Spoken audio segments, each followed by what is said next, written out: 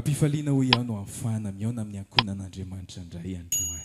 Tsy haiko manao ahoana ny fifalian'ny fonao hoe tao anatin'izay herinandro iray a mety isan'ireo mpamonjy fitoam-bavaka ianao ny talata, ny alarobia, ny zoma fa mahafinaritra foana ny miaraka toy izao sa tsy izany? Raha isy lahatra ianao dia tenenilo eo akaikinao hoe mahafinaritra foana ny miaraka aminao mideran'ny tompo a. Mahafinaritra foana mahita anao a miara-manompo hoe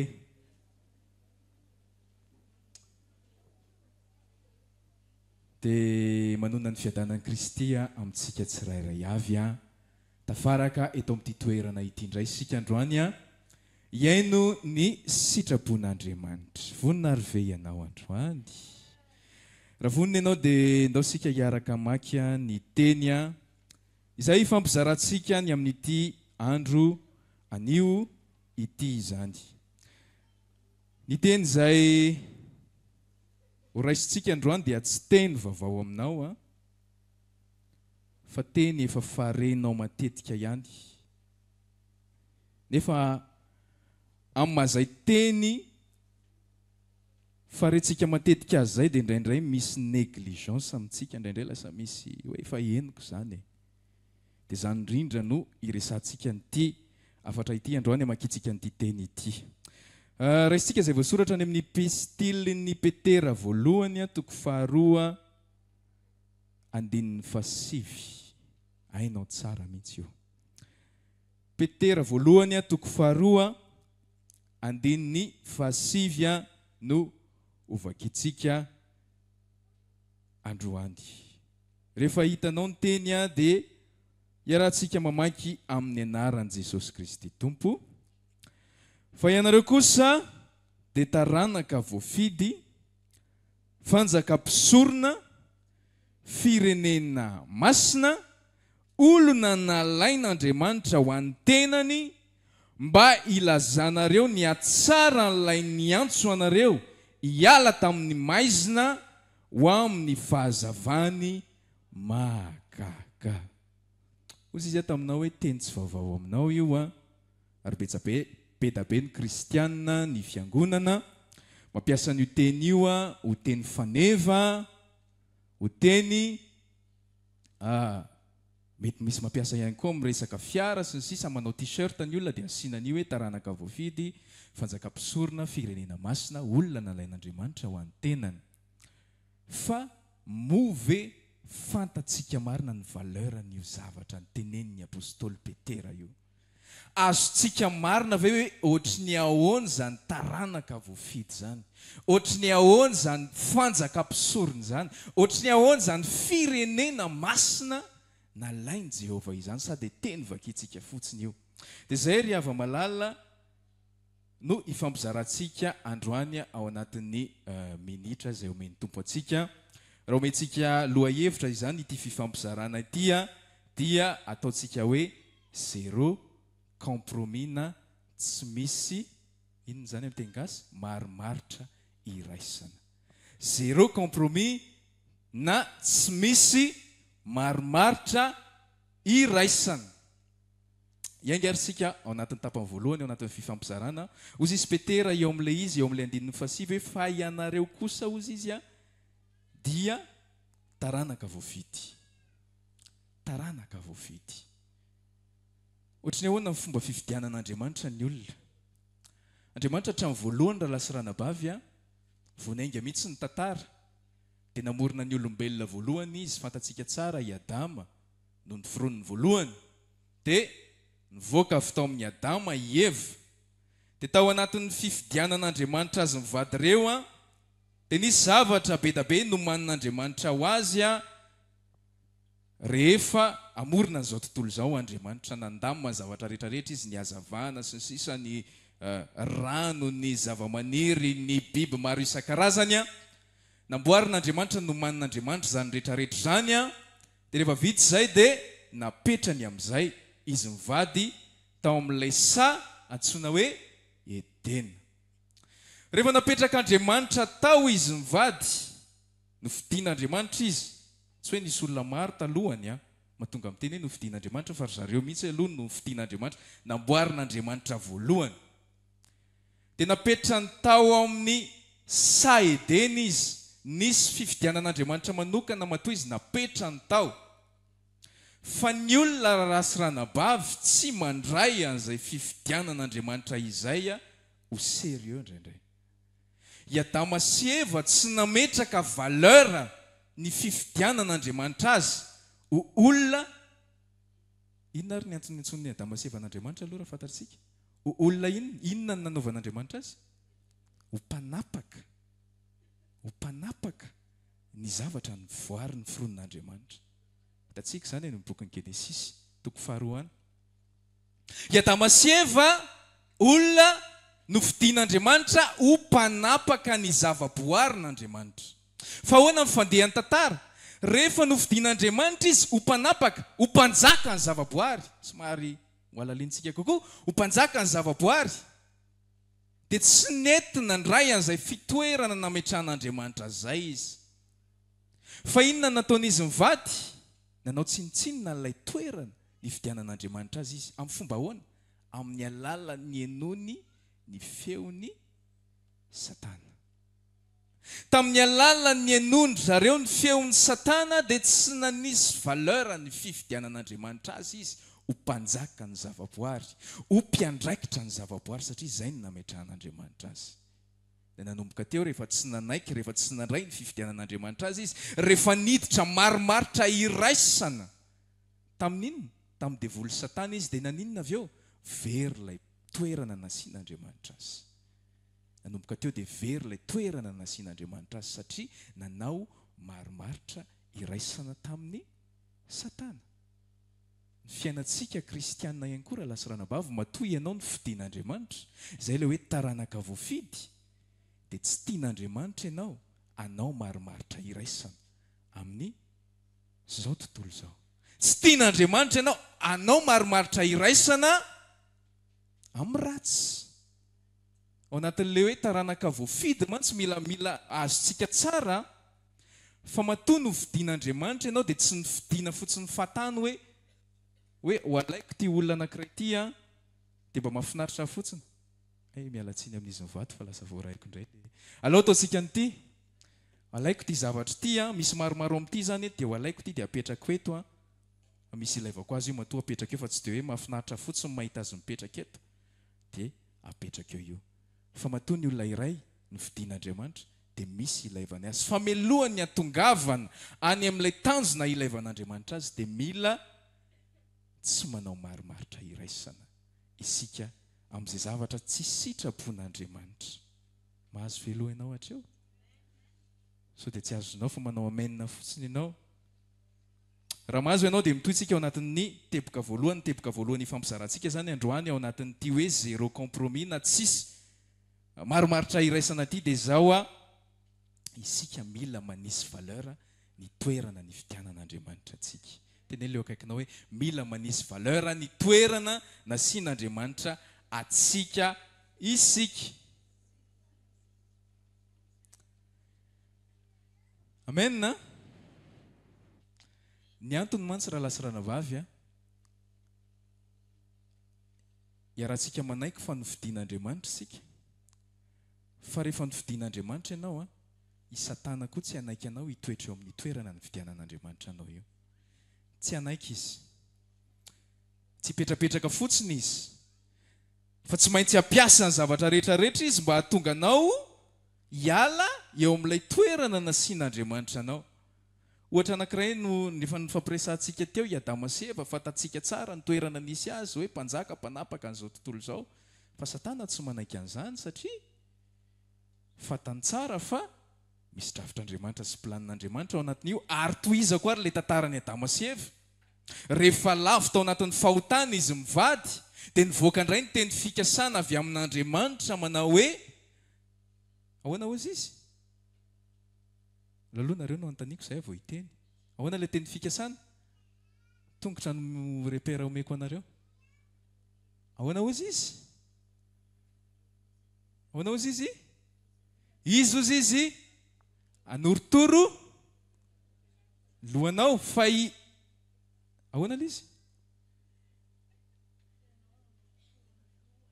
Question pour un chrétien zany dia zao dia efa miomana ozy izy hoe izy ozy izy inana ny omba labe tongonao fa ianao anorotorony lohany voaka teo ny teny fikasan'Andriamanitra hoe ho avy ny fotoana zany no miverina ho lavo indray ity satana ity dia nanomboka teo amin'izay satana dia nitady hevitra tamin'ny fomba rehetrarehetra tsy hatateraka an'izay teny fikasana izay mivoaka ny génération maro isan-karazany avy amin'Andriamanitra izany voalohany tao ry Abela mivoaka tao ry Seta mivoaka tao amin'izay ry Noa mivoaka tao ry Abrahama fa reny olona rehetrarehetra reny génération rehetrarehetra reny raha lasy ranabavy dia misy tanjon'Andriamanitra ao anatin'izy misy toerana nasian'Andriamanitra azy fa satana tsy manaiky ny toeran'ilay olona amin'ilay fifidianan'Andriamanitra dia miezaka foana izy isan'andro san'andro mandavo an'ilay olona ka ozy izy amina hoe ny tapany voalohany anatin'ity fifampizarana ity dia zao hoe asivy valeur ny toerana nasian'Andriamanitra anao eo amin'ny toeram-piasana izay misy anao any toerana misy anao any miasa ihany koa satana mba hahatonga anao tsy toetra amin'ny fifidianan'Andriamanitra anao miasa izy mba hahatonga anao compromis mba hahatonga anao maromaritra iraisana ohatra anankiray omeko anao rehefa ampiasana ianao elahy ve lesy hiaraka hivoaka ihany tsika ve lesy mba mpiara-miasa ihany dia maninona ilany tsy mba miara-misotrosotro kely aminay tsy maninona lesy io ohatra anankiray zany elahy ve lesy mba eo amin'ny gestion ihany maninona raha mba ahodiny lahy kely dia makaty aminay le fandehany ao tsy mampaninona io e izay chiffre kely fotsiny ve ngamo maninona zany mba iarahantsika mirevy lesy rehefa eo hividiananay zavatra elahy rehefa eo fa ataovy ohatra anankiray zany omeko anao eo amin'ny tokantrano ihany koa raha ohatra le vadinao le mpandelava reny zany ohatra hoe manao mission matetika dia ny anaty mission andro zalahy koa manao ny ataony hoe aty ihany le sika fa maninona raha mba maka kely ihany na ngamo fantatry ny vadilahy zany efa iarahantsika malala fa tsy tenitenitsika fa miaraka sika dia makanina kely sika dia afentsika le izy fa tsy maninona zany tsy mandoto ny maha-kristianina lahy zany ndray andro fotsiny ane tanao mitady compromis mba hialantsika amin'ilay toerana ny fidianan'Andriamanitra atsika fa tsy natsona ho amin'izany tsika raha lasa ranabavy fa rehefa ny fidian'Andriamanitra tsika dia mila mametraka ny toerana mila mametraka ny valeur ny toerana nasian'Andriamanitra atsika manome ohatra anao anankiray fa i Abrahama dia isan'ny olona nofidian'Andriamanitra inona ny fidianan'Andriamanitra azy question pour un chrétien nofidian'Andriamanitra izy satria avy aminy no ivoan'ilay mpamonjy avy amin'ny Abrahama no ivoan'i Jesosy Kristy ilay mpamonjy an'izao tontolo izao dia rehefa nofidian'Andriamanitra i Abrahama dia jerenao tsara ny parcours ny fiainan'i Abrahama fa be da be ny obstacle tao voalohany indrindra ao amin'ny Genesis 12 rehefa nofidian'Andriamanitra izy niantso any Abrahama i Jehova hoe miala amin'ny tanin'ny rainao miala amin'ny tanin'ny havanao fa za hanao anao firenena lehibe dia rehefa niala i Abrahama tao amin'ny tanin'ny razany nandao ny ray aman-dreniny izy dia misy sahady ny obstacle voalohany niaraka tamin'ny Lot izy dia rehefa niaraka tamin'ny Lot izy samy nitahin'Andriamanitra izy mianaka dia samy betsaka ny omby amanondron'izy ireo dia naika niady izy dia nanapa-kevitra Abrahama hoe andao hisaraka tsika amin'ny rahalahy fa tsy mety raha miady isika jereo tsara le fifidianan'Andriamanitra amin'ny Genesis 12 izy hoe miala amin'ny tanin'ny rainao sy ny reninao dia mandehana any amin'ny tany izay asehoko anao fa za hanao anao ho firenena lehibe miala ozy izy aloha amin'ny tanin'ny rainao sy ny reninao dia mandehana any amin'ilay tany izay ho asehoko anao dia jerenao tsara fa tonga teo amin'ny tany anankiray izy mianaka dia eo amin'izay ny épreuve voalohany ozy izy Abrahama tamin'ny Lota hoe tsy mety raha miady sika amin'ny rahalahy fa zao malalaka be ny tany raha ianavaratra ianao za ianatsimo raha ianandrefana ianao za iantsinanana efa eo amina tany anankiray izy amin'ny rahalahy zany dia Abrahama jerenao tsara ny fitazomany Abrahama ny fifidianany azy misy tany eo fa i Abrahama tsy niteny voalohany allo za ho ary Lota fa za zoko be za nge tony ny raininahy maninona raha za no mifidy voalohany fa maninona moa no elahy no mifidy voalohany fa i Abrahama mihitsy niteny hoe ndana fidio izay mety aminao fa maninona i Abrahama niteny hoe ndana fidio izay mety aminao ny antony dia satria miandry ilay teny fikasana avy amin'Andriamanitra izy Andriamanitra tsy mbola niteny tamin'ny Abrahama hoe ity ilay tany aloha mbola tsy naharefeo izy misy tany malalaka mafinaritra fa i Abrahama tsy tonga dia niteny hoe ty mihitsy kosa ilay teny fikasan'Andriamanitra angamba hoe ty mihitsy ny antsony tsy nisisika tamin'izany izy fa ozy izy hoe ndana aloha fidio izay mety aminao. Dia rehefa nandeha Lota voaka amin'izay ny tenin'Andriamanitra.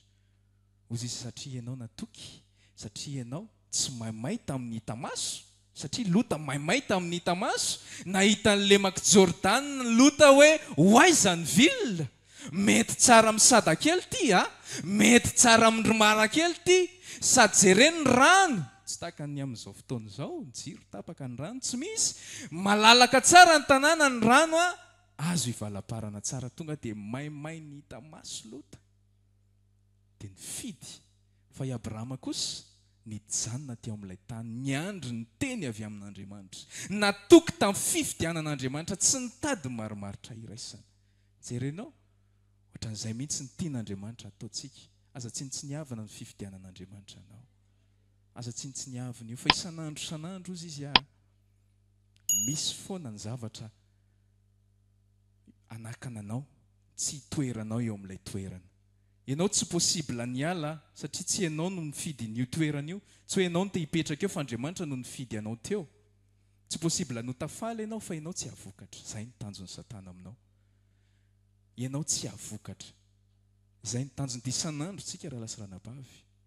Mila miazona tsara n'izany toerana nasian'Andriamanitra antsika izany. Izay ilay hoe taranaka voafidy. Ozy izy tamin'ny voalohany taminao hoe izy io indraindray hoe tsinitsiniavin'ny olona fa hoe taranaka voafidy atao amin'izay ilay hira hoe we are a chosen generation.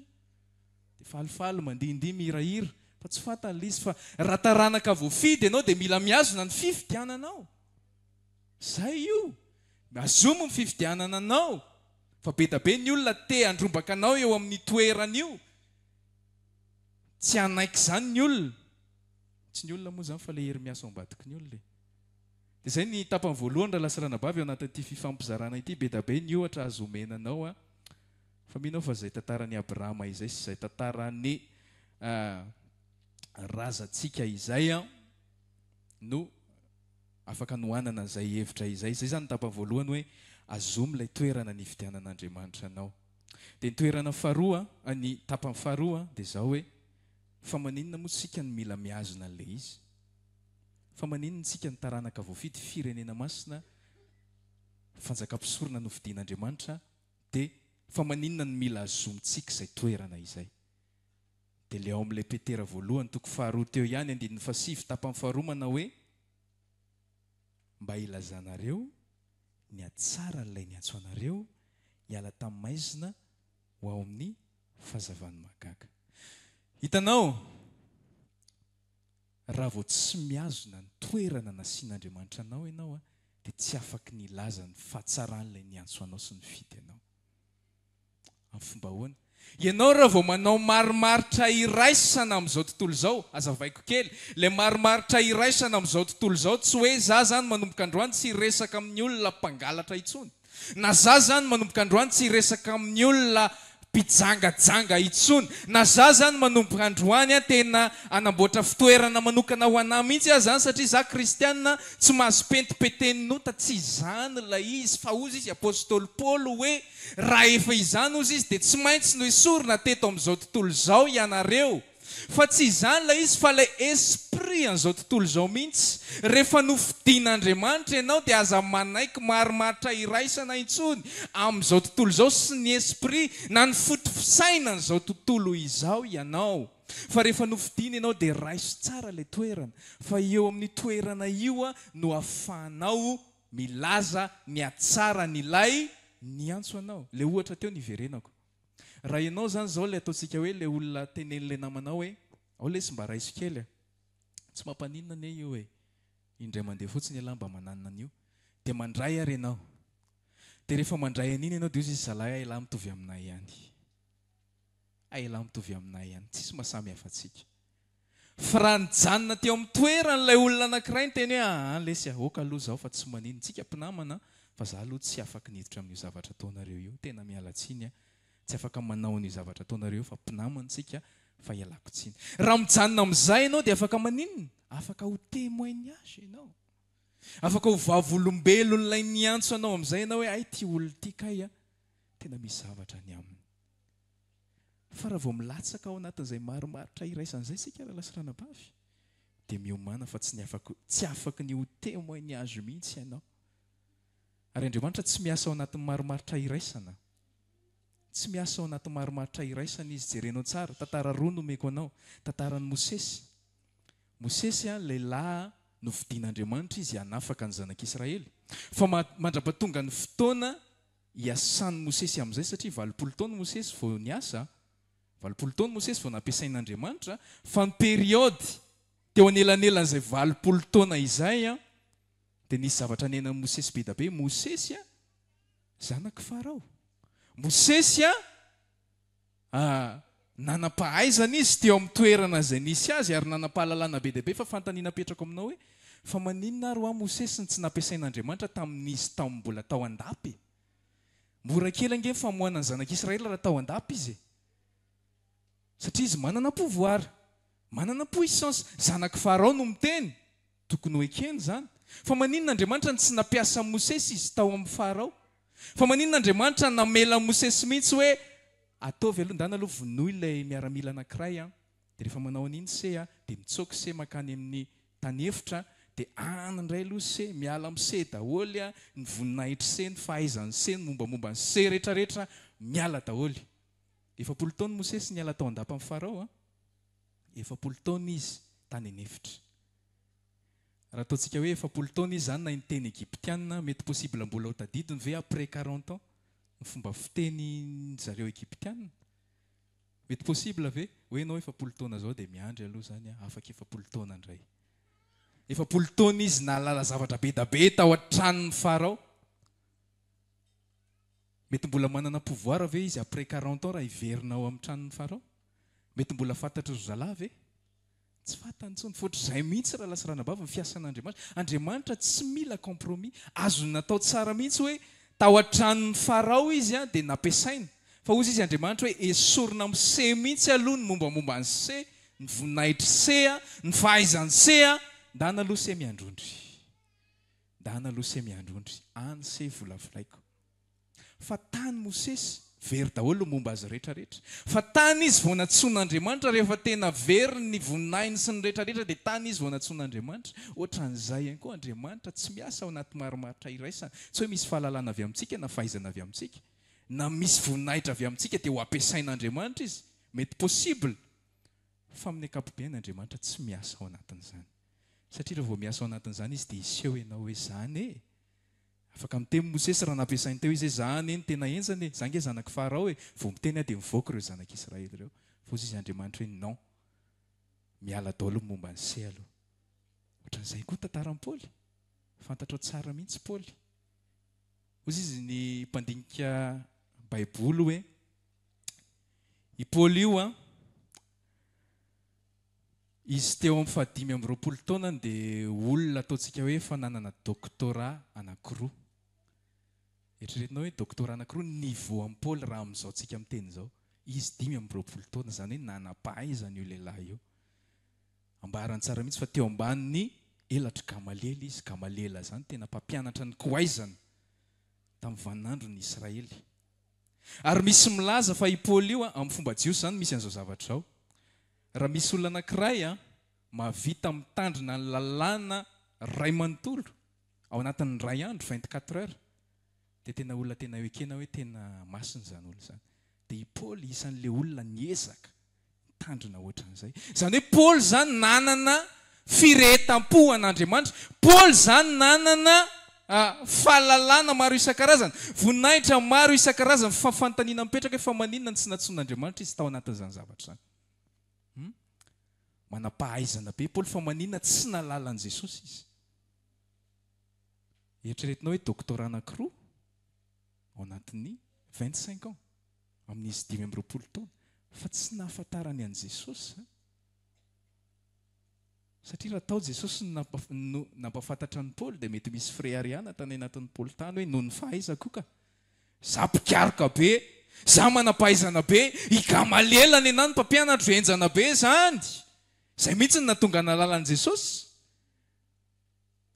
fa ozy izy jesosy hoe tsy amin'izany fa alao mihitsy aloha se hiala daholo zany rehetrarehetra zany ary paoly amin'izay rehefa hita n'ilay jesosy dia ozy izy hoe taoko taimboraka ny zavatra rehetra, taoko taimboraka ilay doktorat anankiroa, taoko taimboraka ny fahafantarako rehetrarehetra mihoatra ny fahalalako an' jesosy ozy izy.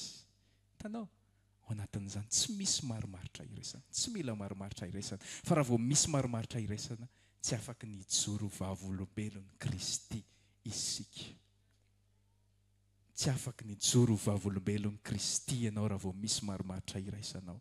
Ary io tsy marimaritra iraisana eto amin'izao tontolo izao ihany, fa marimaritra iraisana amin'ny tenanao koa io. Tsy mila fahaizana avy aminao, tsy mila ny ekoanao. Izay ilay tenenin' Jesosy ozy izy hoe raha misy te hanaraka aoka izy an-dan'ny tenany. Inona an'izany? Esorony mombanao rehetra, aza asiana marimaritra iraisana, aza asiana hoe za sy anao, fa tena ataova hoe za rehefa za. Rehefa za dia za, fa rehefa ianao dia ianao. Fa Andriamanitra tsy miasa ao anatin'izany hoe za sy anao zany Tompo hoe aleo aloha mba izy kely dia mba izy kely anao. Rehefa Jesosy dia Jesosy, aza misabaka. Aza misabaka. Izay mihitsy ny tenenin' Jesosy any amin'ny bokin'ny Apokalipsy any hoe aza matimaty ianao. Le matimaty ane marimaritra iraisany. Compromis ane le matimaty hoe sady manompo kely tsy manompo kely indray.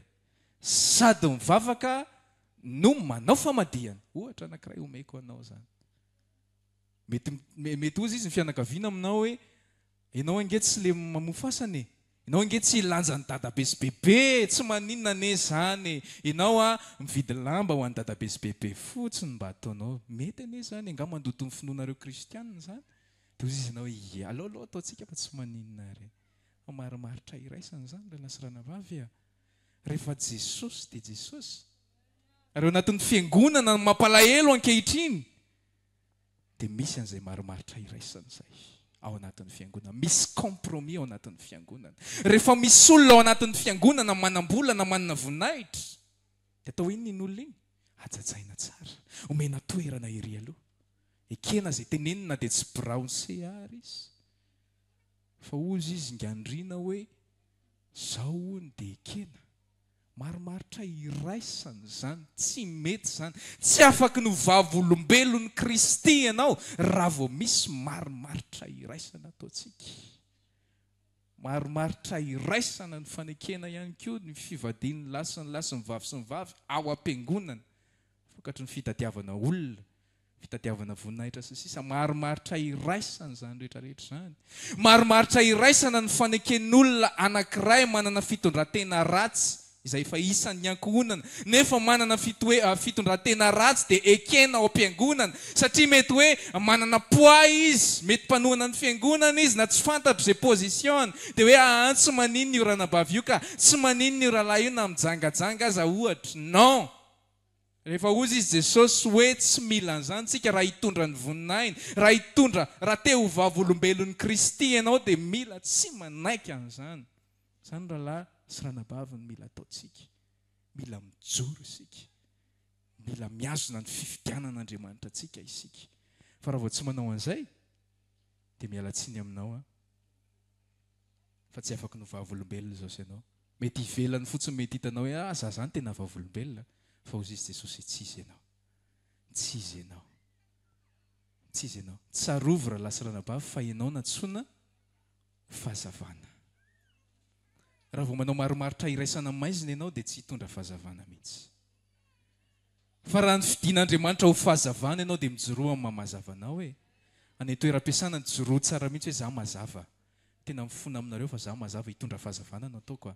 Za tsy afaka ny ifandray, tsy afaka ny anao marimaritra iraisana amintsika. Izany ny antsoin'Andriamanitra antsika. Ina ihany koa isika? Fanasina isika. Ozy izy Jesosy any amin'ny Matthieu 5:17 any hoe ianareo ny fanasin'ny tany raha ny fanasina ny tonga matsatso inona indray no asira azy. Ka raha fanasina ianao nefa miray amin'ny zavatra mangidy, tsy afaka ny mitondra sira mihitsy ianao ho an'ny tontolo izay ny antsoin'Andriamanitra anao. Ozy izy aminao hoe ianao ny mazava, ianao ny fahazavana. dia mijoroa amin'ny mahazava aminao amin'ny mahamahazava anao eny amin'ny toerana nasian'Andriamanitra sy ny fitianan'Andriamanitra anao. Ianao ny fanasina aza manaiky angidy izany. Tena ileo akaikinao aza manaiky mangidy izany fa tsika hoe masira foantsika, masira foantsika, tsy manaiky marimaritra iraisana izany tsika. Rehefa masira tsika dia masira. Ina koa filazan'ny soratra masinantsika? Mpampiavana isika raha lasy ranavavy. Ozy izy voasoratra any amin'ny Korinthiana 2:5-20 any. Mpampiavana isika. Fa raha ianao nefa no miavana amin'ilay miavana tiako tenenina manao izay atao le ratsy ianao dia tsy afaka no mpampiavana mihitsy fa mila mijoro foana ianao ho mpampiavana. Iraka solon'ny Kristy izahay ozy izy. Iraka solon'ny Kristy izahay ilaza aminareo miavana amin'Andriamanitra nenareo. Zany toerana nasian'Andriamanitra antsika, zany ny fidianan'Andriamanitra antsika raha lasy ranabavy dia azomo izay fifidianan'Andriamanitra anao izay. Tsy ho alavaintsika be ny afatra androany fa mino fa misy zavatra voarahinao anatin'izay. Teboka voalohany ny fampizarantsika ozy izy taminao teo hoe taranaka voavitsika tao amin'ilay mivakintsika teo tapany voalohany izay fanjakam-pisorona firenena masina asio valeur ny fidianan'Andriamanitra anao. Asa tsiniavina mihitsy fa tena asio valeur. Rehefa manisy valeur an'io ianao dia afaka no vavolombelon'i Kristy. Rehefa tsy manisy valeur an'io ianao dia miala tsiny fa tsy ho tonga vavolombelona izany ianao. Izany eny ny antsoin'Andriamanitra antsika. Misy amintsika mantsy manontany efa inona ary zany no antom-pisiko eto amin'izao tontolo izao? Fa inona ary tompo? Efa ela ihany nanompoko anao fa tsy hitako fa dia mihirahira ao am-piangonanao dia raha mba mihira ohatran'ny rianina zao na mba mitendry ohatran'ny rianina mety io mihitsy angamba ny antom-pisiko. Fa maheno ny anina mitendry mangidikitika sy tia tanoko dia hitazona mihitsy. Fa amin'ny ankapobeny raha lasa ranabavy ny antom-pisitsika dia ho vavolombelon'i Kristy. Aza mitady zavatra lavitra be izany ianao hoe mety amin'ny alalan'ilay micro iny mihitsy angamba no iny mihitsy ny antsoin'ny tompo iny mihitsy no antom-pisiko. Tsy voatery tsy voatery ho pasteur ianao, tsy voatery ho mpitendry ianao, tsy voatery ho mpihira ianao vao afaka no vavolombelona fa ianao mahainao anao io. Eo amin'ny toerana nasian'Andriamanitra anao io dia mandeha any ianao. Azomo izay ny fidianan'ny tompo anao dia aza manao marimaritra iraisana dia vavolombelona ianao amin'izay zavatra izay. Fitaka devoly koa mantsy izany indray hoe mila toerana avoavo ianao, mila toerana apôtre ianao, mila toerana bishop ianao. Avy manao formation kely ao anatin'ny 3 andro. Izay ianao vao afaka no vavolombelona. Tsia raha lasy ranabavy. Tsia aza miandry toerana VIP izany. Tsy miandry toerana VIP fa rehefa natsoina dia ny fidiana dia miazona dia vavolombelona tsy manaiky marimaritra iraisana dia ho tonga vavolombelona izao sy ianao dia hatateraka ny antom-pisitsika isika. Amen. Raha naray zavatra ianao dia andao sika hivavaka anatin'izay afatra tsy dia lava izay nefa inoko fa kasihan'ny tompo anao manokana mety tsy ary mitovy daholo ny fahatakarantsika sy ny fahalalantsika fa Andriamanitra miasa ao anatin'izany teniny izany raha ianao hoe ianao ilay indraindray manao tsinotsinona ilay fidianan'ny tompo anao, indraindray mafana, indraindray mangatsiaka, dia dao hiresaka amin'ny tompo androany mba hafana foana mba tsy ho matimaty tsika ka alohan'ny vavan'i Jesosy tsy havokatra.